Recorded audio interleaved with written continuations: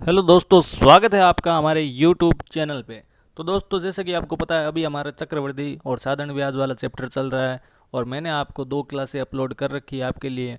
और दोस्तों, जैसे कि मैं आपको हमेशा बताता हूँ, मैं इस चैनल पे आपको मैथ और रीजनिंग से जुड़े हुए सारे टॉपिक क्लियर करवाता हूँ। तो यदि आप इस चैनल पे नए हैं और या अभी तक आपने इस चैनल को सब्सक्राइब नहीं किया है तो सब्सक्राइब कर लीजिए। तो चलिए हम शुरू करते हैं हमारे आज के नए सवाल। तो पहला सवाल हमारा यह है कि किसी धनराशि का 5 वर्ष का साधारण ब्याज मूलधन का 3/5 हो जाता है। तो बताओ साधारण ब्याज की दर क्या है। तो पहले हमको क्या करना है, सवाल को समझना है। सवाल कह रहा है कोई धनराशि है, जैसे कि हम धनराशि मान लेते हैं 100 रुपये। ठीक है, धनराशि मतलब क्या है, हमारा मूलधन है 100 रुपये। वह 5 वर्ष का साधारण ब्याज मूलधन का क्या हो जाता है, 3/5। मूलधन है 100, 100 का 3/5 हो जाता है, यानी कि कहने का मतलब है 20 × 60 रुपये हो जाता है। कब, 5 वर्षों में। 5 वर्षों में 60 रुपये हो जाता है। तो 1 वर्ष का ब्याज क्या हो जाएगा, 60 में आप 5 का भाग दे दीजिए। 5 वर्ष है और 60 रुपये ब्याज हो रहा है, 1 वर्ष का निकालेंगे, 5 का भाग दे देंगे, तो 1 साल का ब्याज क्या आ जाएगा, 12 रुपये। अब आप देखिए, आपको दर प्रतिशत निकालना है।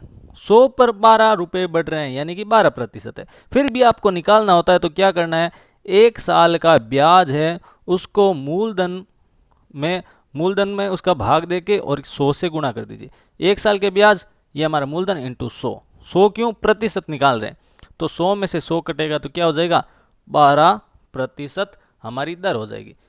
एक तरीका और बता देते हो, मतलब आपको मूलधन थोड़ा अलग निकालना। जैसे कि आप क्या कर सकते हो, मूलधन को 500 मान लो। ठीक है, वैसे ही समझा रहा हूँ, थोड़ा ये राशि हम अलग ले लेते हैं। मूलधन आपका क्या हो गया, 500। अब ये कह रहा है 5 वर्ष का साधारण ब्याज मूलधन का 3/5 हो जाता है। तो ब्याज कितना हो जाएगा, 3/5। तो 100 और ब्याज हो जाएगा हमारा 300। कितने साल का है, 5 साल का। तो हम क्या करेंगे, 1 साल का निकालेंगे। 1 साल का निकालने के लिए हम क्या करेंगे, 5 का भाग दे देंगे तो आ जाएगा 60 रुपये 1 साल का ब्याज। दर निकालना है, तो दर निकालने के लिए क्या करना है, 1 साल के ब्याज बट्टा मूलधन गुणा 100। 0 से 0 ये कट जाएगा तो क्या आएगा, वापस 12% ही आएगा। दर प्रतिशत निकालना है तो हमेशा मूलधन बट्टा में रहेगा, ये ध्यान रखना। मूलधन पर निकालेंगे दर। तो ये है हमारा तरीका। तो चलिए अगला क्वेश्चन करते हैं। अगला क्वेश्चन है, किसी राशि पर 6% वार्षिक दर से 3 वर्षों और 4 वर्षों में प्राप्त साधारण ब्याजों में अंतर 150 है, तो वह राशि क्या है। तो पहले आपको सवाल को समझना है। समझ लीजिए, वो राशि है 100 रुपये। राशि मतलब वो मूलधन है, जिस धन पर ब्याज लिया जाता है या ब्याज दिया जाता है, वह है 100 रुपये मान लीजिए। अब कह रहा है किसी राशि पर 6% वार्षिक दर से 3 वर्ष, 6% यानी कि 100 पर 6% का मतलब क्या है, 1 साल का 6 रुपये। तो 3 साल का कितना हो गया, 18 रुपये। और 4 वर्षों में साधारण ब्याज का अंतर, तो 1 साल का 6, 4 का कितना हो गया, 24 रुपये। अंतर कितना है, 150 रुपये। ये 3 साल का है, ये 4 साल का है। इन जो का अंतर है वो 150 रुपये। हमारे हिसाब से अंतर कितना आ रहा है, 6 रुपये। और इस हिसाब से कितना आ रहा है, इसके क्वेश्चन के हिसाब से 150 रुपये। तो समझिए, 6 रुपये कब है, जब हमारा मूलधन 100 रुपये है और एक राशि है उसका है 150 रुपये अंतर। तो हमारा मूलधन 100 है, तो 100 बराबर क्या हो जाएगा, 150/6 इंटू 100। तो 6 का भाग इसमें दोगे, 6 दूनी 12, 3 6 पंजा 30 और वो मूलधन आ जाएगा 2500 रुपये। ठीक है, एक तो तरीका यह है।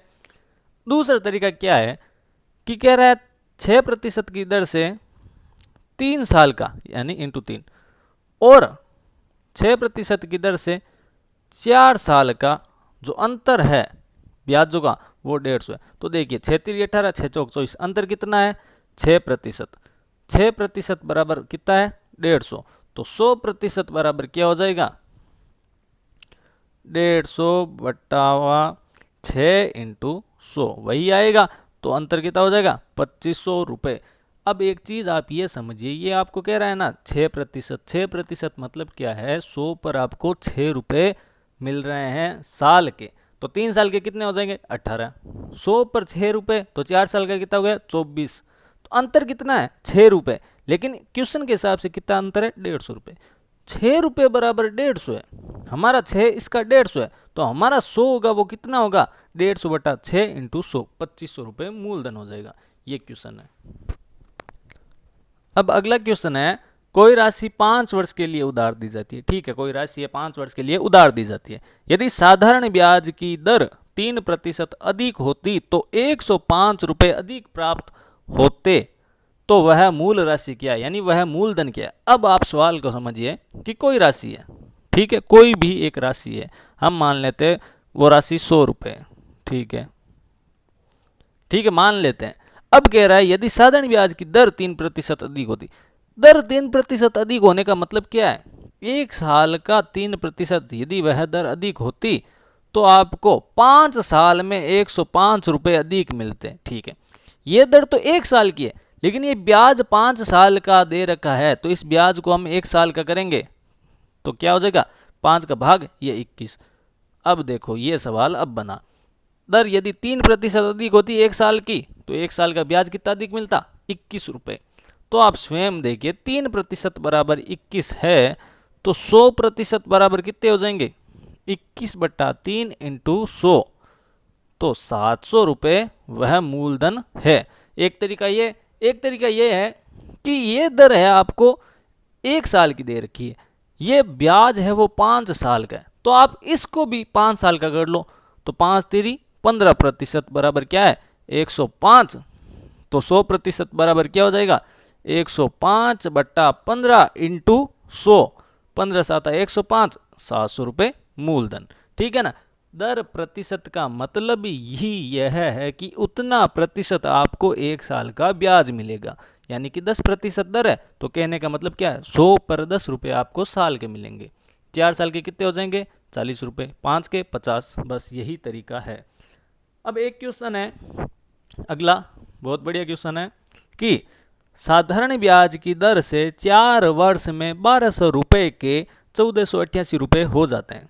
यदि साधारण ब्याज की दर 3% बढ़ जाए तो वह राशि कितनी हो जाएगी। सवाल समझिए, सवाल कह रहा है कि साधारण ब्याज की दर है, ठीक है, और 4 वर्ष में 1200 रुपये है, वो हो जाते हैं 1488 रुपये। कितने साल में 4 वर्ष में, तो 1200 रुपये है हमारा मूलधन और वह 1488 हो जाता है। मूलधन प्लस ब्याज मिलके हो जाता है 1488, क्या है मिश्र धन। इस 1488 में से 1200 तो हमारा मूलधन है और 288 क्या है मिश्र धन, और वो 288 क्या है ब्याज, और वो भी कितने साल का 4 साल का ब्याज है 288। तो एक साल का निकालोगे तो आ जाएगा 72 रुपये आपका ब्याज है। अब वो कह रहा है यदि साधारण ब्याज की दर 3% बढ़ जाए तो वह राशि कितनी हो जाएगी। अब आप थोड़ा सा समझिए कि ये 72 रुपये है ब्याज, 1200 मूलधन, हम दर निकाल रहे हैं, ठीक है, मूलधन पर निकलेगी तो दर क्या है 6%। एक साल का 6% है, तो 4 साल का कितना है 24%। 24% यानी कि एक्स्ट्रा 24% यानी कि 288 रुपये है। अब आप स्वयं समझिए, पहले तो 6 चौक 24 थी, लेकिन अब यह कह रहा 3% बढ़ा दो इसको, तो कितनी हो जाएगी 9%। तो 4 साल की कितनी हो जाएगी 36% हो जाएगी। तो 1200 इंटू 36 भाग 100, अब आप इसको गुणा करोगे, 12 छक्का है 72, पीछे बच गए 7, 12 1 12 12 24 12 36, 36 7 43, 432 रुपये अब ब्याज मिलेगा। और 1200 आपका मूलधन है और 432 ब्याज है, तो कितना हो जाएगा 1632 रुपये वह राशि हो जाएगी। अब एक तरीका और है इस चीज़ को करने का, मैं आपको अलग अलग तरीके बताता हूँ ताकि आपको समझ में आए। ये कह रहा है 1200 रुपये की राशि है, ठीक है, पहले 6% मिलते थे, अब 3 बढ़ा दो यानी कि 9% कर दो, तो कितने हो जाएंगे 4 साल के 9 रुपये 9 रुपये 9 रुपये 9 रुपये 36 रुपये। लेकिन हम यहाँ पे राशि हमारी 1200 दे रखी है, तो 9% इंटू 4 कितने हो गए 36%। आपको मैंने बताया मूलधन हमेशा 100% होता है, प्लस 36 ये प्रतिशत, तो टोटल कितना हो गया 136% हो जाएगा। ठीक है, अब आप क्या करो, 1200 ये मूलधन है, इसका 136 कर लो तो वह राशि सीधे ही आ जाएगी। 0 से 0, 12 छक्के 72, 12 36 43, 12 के 12 4 16, 1632 रुपये वह राशि आ जाएगी। ठीक है, अब चलते हैं एक क्वेश्चन और कर लेते हैं ताकि हमको थोड़ा और बेटर तरीके से समझ में आ जाए। ये क्वेश्चन बहुत इंपॉर्टेंट क्वेश्चन है, थोड़ा ध्यान रखना। ये कह रहा है कि सुशीला ने 17,000 रुपये की राशि, ठीक है, सवाल को समझते रहिए और करते रहिए।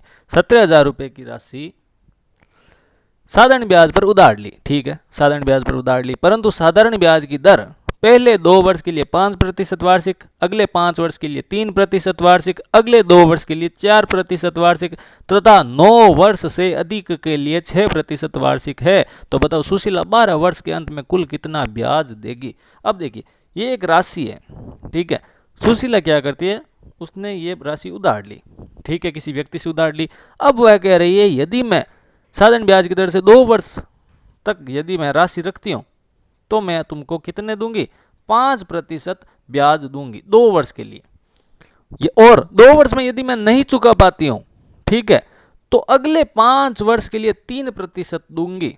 अगले 5 वर्ष के लिए क्या, 3% दूंगी। कहने का मतलब क्या है, तीसरा, चौथा, पांचवा, छठा, 7 साल तक क्या हो जाएगा, 3%।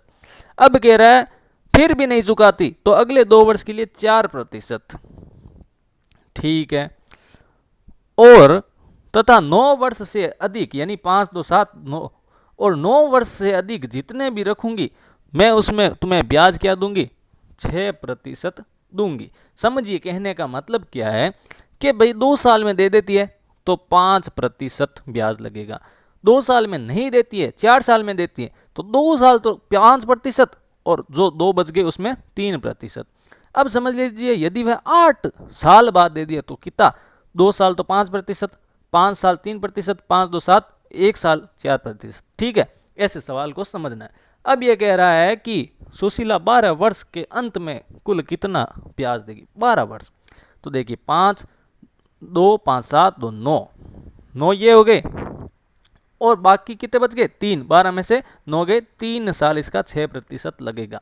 तो 5 दूनी 10%, 5 तेरी 15%, 2 इंटू 4 8%, और 6 तेरी 18%, यानी कि ये उसका ब्याज है और हमें ब्याज ही पूछ रखा है। तो अब देखिए 10 15 25, 25 8 33, और 33 और 18 कितने हो गए हमारे, 51% है वो ब्याज देगी। और ये 51% किसका, 17,000 का 51%, और कितना होगा, 2 जीरो से 2 जीरो कट, तो 17 का 17, पीछे बच गए 1 17 5 85, 1 86, 8,670 रुपये वो ब्याज देगी। ये आपको ध्यान रखना है। तो दोस्तों कैसे लगे आपको ये क्वेश्चन आज के, अच्छे लगे हैं तो इस चैनल को सब्सक्राइब करना, लाइक कमेंट करना और अपने दोस्तों में ज़्यादा से ज़्यादा इस चैनल को बांटना, शेयर करना। Thank you friend.